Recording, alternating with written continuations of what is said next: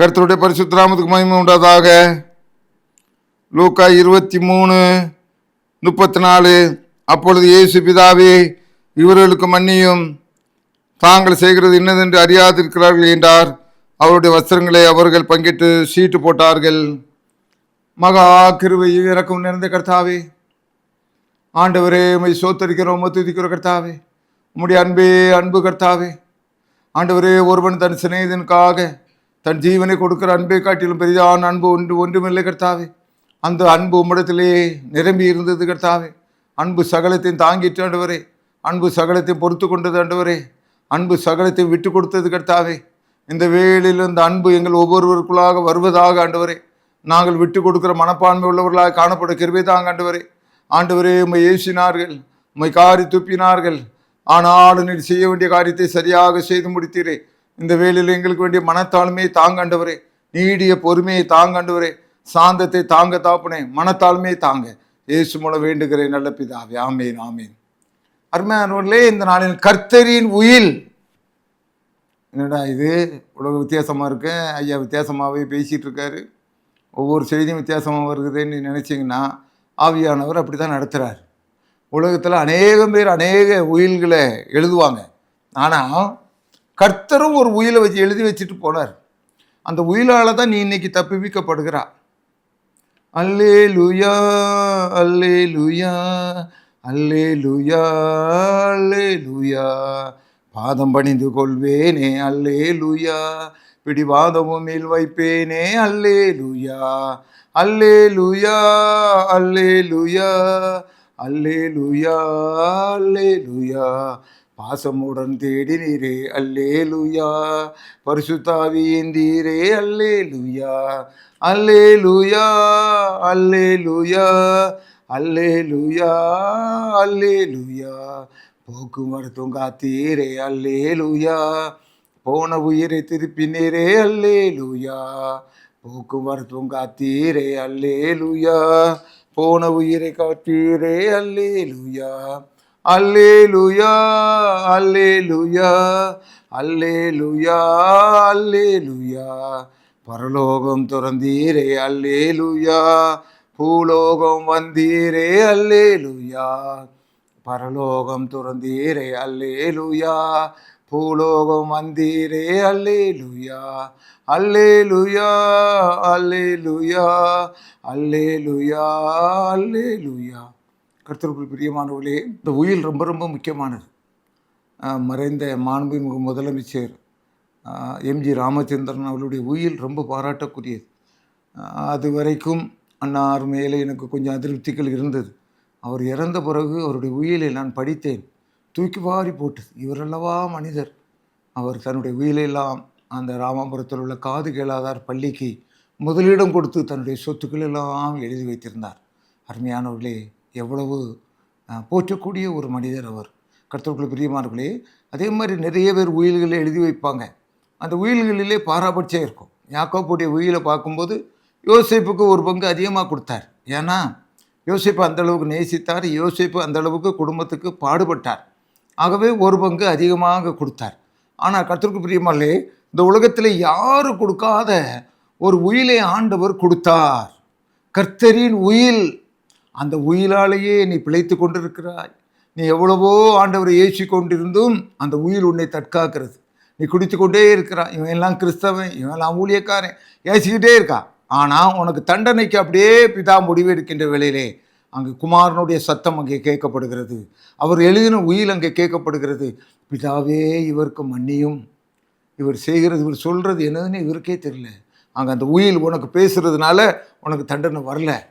உனக்கு நன்றாக தெரிகிறது வாங்கின கடனை சரியாக கொடுக்க வேண்டும். ஆனால் நீ இழுத்தெடுத்து கொண்டு இருக்கிறாய். உன்னை தண்டிக்க வேண்டும் என்று பிதா நினைக்கிறார். இவன் போகிற பாதை சரியில்லையே, வெளியில் ஒன்று உள்ளுக்குள்ளே ஒன்றில் அவனுடைய ஜீவியம் இருக்குது, தண்டிக்க வேண்டும் என்று நினைக்கிறார். ஏனென்றால் உனக்கு கடன் கொடுத்தவன் உண்மையானவன், அவனுக்கு அந்த காசு தேவைப்படுது. ஆனால் நீ இஷ்டத்துக்கு அலைந்து கொண்டு இருக்கிறாய். உன்னை தண்டிக்க வேண்டும் என்று நினைக்கின்ற வேளையிலே ஆண்டவருடைய உயில் அங்கே வருகிறது. பிதாவே, இவருக்கு மன்னியும், இவருக்கு மன்னியும், நீ தப்புவிக்கப்படுகிறாய். நல்ல அழகான ஒரு மனைவி உன்னுடைய வீட்டிலே இருக்கையிலே, உன் பக்கத்தில் இருக்கையிலே உன் கண்கள் சிதறடிக்கப்படுகிறது. அப்பொழுது அந்த காரியங்கள் தேவனுடைய சமூகத்துக்கு கொண்டு செல்லப்படுகிறது. உன்னை தண்டிக்க வேண்டும் என்பது, உன்னை தண்டிக்க வேண்டும், படுகொலிக்குள் தள்ள வேண்டும் என்ற எண்ணங்கள் இருந்தாலும் ஆண்டருடைய வார்த்தை அங்கே ஒயில் அங்கே வருகிறது. பிதாவே, இவருக்கு மன்னி ஆண்டவரே, தான் செய்கிறது என்னதென்று அறியாமல் செய்து கொண்டிருக்கிறான். அழகான மனைவியை வைத்துக்கொண்டு இப்படி அலைந்து கொண்டிருக்கிறானே, இவன் என்னுடைய பிள்ளை, இவனுக்காக நான் என்னுடைய உயிலை எழுதி வைத்திருக்கிறேன். மன்னியும் என்கிற ஒரு உயில் இன்றைக்கு உலகம் முழுவதற்கு ஒரு உயில் இருக்கிறது என்றால் மன்னிப்பு என்கிற ஒரு உயில். அதனால தான் நானும் பிரசங்கியாராக நிற்க முடிகிறது, நிறைய பேர் பிரசங்கமே பண்ண முடிகிறது. அவ்வளவு கர்த்தருக்குள் பிரியமானவர்களே, என்னென்ன காரியங்கள் செய்தாலும் ஆண்டுடைய உயில் பிதாவின் இடத்திலே போகிறது. நமக்காக பரிந்து பேசுகிறது உயிர். எபிரேயர் 4:15 பவுலடியார் சொல்லுவார், நமக்காக பரிந்து பேசுகிற ஜீவாதார பலி. இன்றைக்கு அந்த உயில் பேசிக்கொண்டே இருக்கிறது. நீ என்னென்ன பவுலடியார் ஓடிக்கொண்டே இருந்தார். ஒரு கடைசி கட்டத்திலே பிதாவானவர் தன்னுடைய ஆயுதத்தை எடுப்பதற்கு முன்பதாக குமாரன் அங்கே இறங்கினார். சவுளே, சவுளே, நீ ஏன் என்னை துன்பப்படுத்துகிறாய்? முள்ளில் உதைக்கிறது உனக்கு கடினமாம். உனக்கு லாஸ்ட் வார்னிங் சொல்றேன், என்னுடைய பிதாவினுடைய கோபம் உனக்கு தெரியாது. அவருடைய பிள்ளையாகிய என்னுடைய பிள்ளைகளை, அவருடைய பிள்ளைகளை துன்பப்படுத்தி கொண்டிருக்கிறாய். முள்ளில் உதைக்கிறது உனக்கு கடினமா? பிதாவே, சவுலுக்கு மன்னிங்க, அவன் செய்கிறது என்னதென்று அறியாமல் செய்து கொண்டிருக்கிறான்.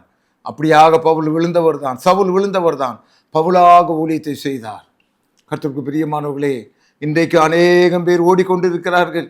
கர்த்தர் எங்கே இருக்கிறார்? கர்த்தர் நின்று கொண்டிருக்கிறார். ஒரு உயில் தான் பிதாவின் இடத்திலிருந்து உன்னை காப்பாற்றி கொண்டிருக்கிறது. இந்த உயில் மட்டும் ஆண்டவர் எழுதாவிட்டால், இந்த முதல் வார்த்தையை சிலுவையில் சொல்லியிருக்காவிட்டால், இன்றைக்கெல்லாம் உலகத்தினுடைய நியாய தீர்ப்புகள் எப்படி இருக்கும்? இந்த பூமியிலே இவ்வளவு பங்கு இருக்குமா? இந்தியா இருக்குமா இருக்காதா? ஜப்பான் இருக்குமா இருக்காதா? டோக்கியோ இருக்குமா இருக்காதா? தெரியாது. ஆனால் உலகம் நிலை நின்று கொண்டிருக்கிறது என்றால், பாவத்திலே நீ திரும்ப திரும்ப வாழ்ந்து கொண்டு இருப்பாய் என்றால், உனக்காக எழுதப்பட்ட இயேசு கிறிஸ்துவினுடைய இரத்தத்தினுடைய உயில். ஆண்டவரே, இவனை மன்னிங்க. ஆண்டவரே, இந்த குடும்பத்தை மன்னிங்க. ஆண்டவரே, இந்த ஊழியக்காரனை மன்னிங்க. இவனுக்காக என்னுடைய இரத்தத்தை சிந்தி உயில். ஆண்டவர் சிலுவையில் எழுதின முதலாவது காரியம் உயில் எழுதினார். உனக்காக உயில் எழுதினார், எனக்காக உயில் எழுதினார். அதனால தான் பல நேரங்களிலே விலகி ஓடினாலும், தூர ஓடினாலும், அந்த மன்னிப்பு என்கிற ஒரு காரியம், அந்த மன்னிப்பு என்கிற பெரிய அஸ்திவாரம், அந்த மன்னிப்பு என்கிற பெரிய பாக்கியம் உன்னையும் என்னையும் திரும்ப திரும்ப ஆண்டவர் பக்கம் சேர்த்து கொண்டே இருக்கிறது. பேதுரு எவ்வளவோ ஓடினார், எவ்வளவோ காரியங்களை செய்தார், விலகி ஓடினார், மீன் பிடிக்க ஓடினார். ஆண்டவருடைய மன்னிப்பு அங்கே வந்தது. ஆண்டவரே, பிதாவே, என்னுடைய பேதுருக்காக மன்னிங்க ஆண்டவரே. உயில் எழுதி விட்டார். இந்த உலகத்திலே இருக்கின்ற வேளையில் உயில் எழுதி விட்டு சென்றிருக்கிறார். தாம் கர்த்தருக்கு பிரியமானவர்களே, இன்றைக்கு உனக்கும் எனக்கும் கொடுக்கப்பட்டிருக்கிற மீட்பு என்ன? உனக்கு எனக்கு கொடுக்கப்பட்டிருக்க பெரிய காரியம் என்ன? பெரிய பொக்கிஷம் என்ன? ஆண்டவருடைய சிலுவையிலே சொன்ன முதல் வார்த்தை, பிதாவே, இவர்களுக்கு மன்னியும், தாங்கள் செய்கிறது என்னதென்று அறியாதிருக்கிறார்களே. அந்த உயிலை பிதா மாற்றவே இல்லை. கடைசி வரைக்கும் இந்த உலகத்தில் நீ வாழ்கிற வரைக்கும் உனக்கு மீட்பு இருக்கிறது என்றால், நீதிமொழி 30 சொல்லுவார், யாருக்கு வேதனை, யாருக்கு துன்பம், யாருக்கு கஷ்டம். ஆனால் கர்த்தருக்கு பிரியமானவர்களே, இயேசு கிறிஸ்துவினுடைய இரத்தம் சகல பாவங்களை நீக்கி உன்னை என்னை சுத்திகரித்து கொண்டிருக்கிறது. அவர் எழுதின இந்த உயில் தான் இந்த உலகத்திலே கடைசி நாட்களிலே ஜீவனை விடுவதற்கு முன்பதாக ஒவ்வொரு ஆத்மாவுக்காக, ஒவ்வொரு குடும்பத்துக்காக ஒரு உயிலை எழுதி வைத்தார். இவனுக்கு மன்னியும், பிதாவே, இவருக்கு மன்னியும், இவனுக்கு மன்னியும். வாலிபனே, நீ நினைத்து கொண்டிருக்கலாம், என் இஷ்டப்படி நான் ஓடிக்கிட்டு இருக்கேன், என் இஷ்டப்படி தான் செஞ்சுக்கிட்டு இருக்கேன், எல்லாம் ஜெயம் ஜெயம் ஜெயம், என்ன ஒன்றும் செய்ய முடியாது. நீ உனக்கு பின்னணியில் ஒரு காரியம் இருக்குப்பா.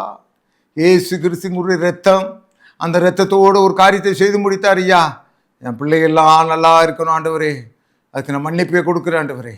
ஆகவே பிதாவாலே மாற முடியவில்லை. இல்லையென்றால் உனக்கு எனக்கு எந்த கதியோ தெரியாது. ஆகவே இந்த உயிலுக்கு மரியாதை கொடு, இந்த உயிலுக்கு மதிப்பை கொடு, உன் வாழ்க்கையை ஒப்பட ஆண்டவரிடத்திலே, கர்த்தாவே, இந்த உயிலளவா என்னை காப்பாற்றி கொண்டிருக்கிறது ஆண்டவரே. என்னுடைய தெற்குத்தனங்கள் எல்லாவற்றையும் நான் விட்டு விடுகிறேன்.